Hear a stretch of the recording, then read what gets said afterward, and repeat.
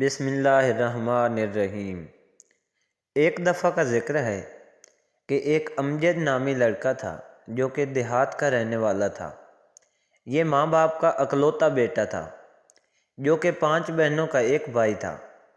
یہ جب سے پیدا ہوا تھا اس کی شادی کی امید کی کرن شروع سے ہی اس کے گھر والوں نے لگا لی تھی، کیونکہ امجد کے والد نے 50 سال کی عمر میں شادی کی تھی۔ دن گزرتے گئے اور امجد نے جلد ہی میٹرک کا امتحان پاس کر لیا تھا، کیونکہ امجد کو شروع سے ہی پڑھنے کا شوق تھا۔ اب امجد کی شادی کی تیاریاں شروع ہونے لگیں۔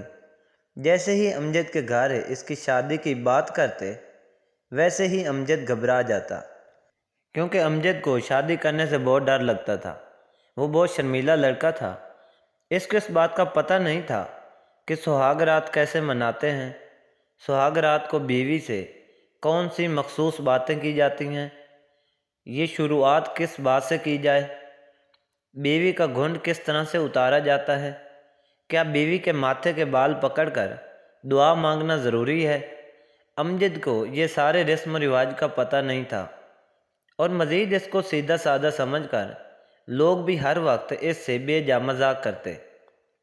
لوگوں کے مذاق کی وجہ سے امجد مزید شادی سے بخلا گیا۔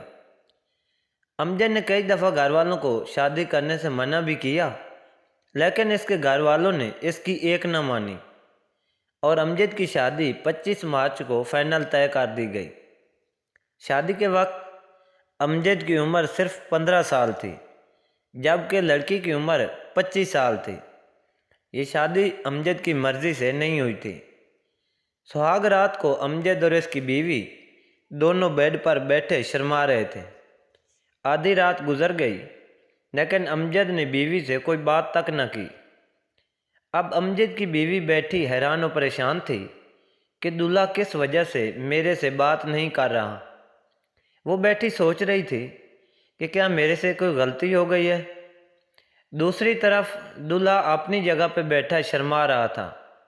جب دلہن نے کافی دیر انتظار کرنے کے بعد دیکھا کہ دلہا نہیں آیا تو وہ خود دلہا کے پاس چلی گئی۔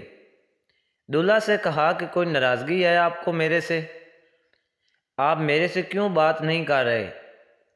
امجد پھر بھی شرم کے مارے خاموش بیٹھا رہا۔ بالآخر دلہن کے اصرار پر امجد نے اپنا حوصلہ برقرار رکھتے ہوئے بیوی سے بات کرنے کی ہمت کی اور کہا کہ میں آپ سے ناراض نہیں، اصل میں مجھے بات کرنے سے شرم آتی ہے۔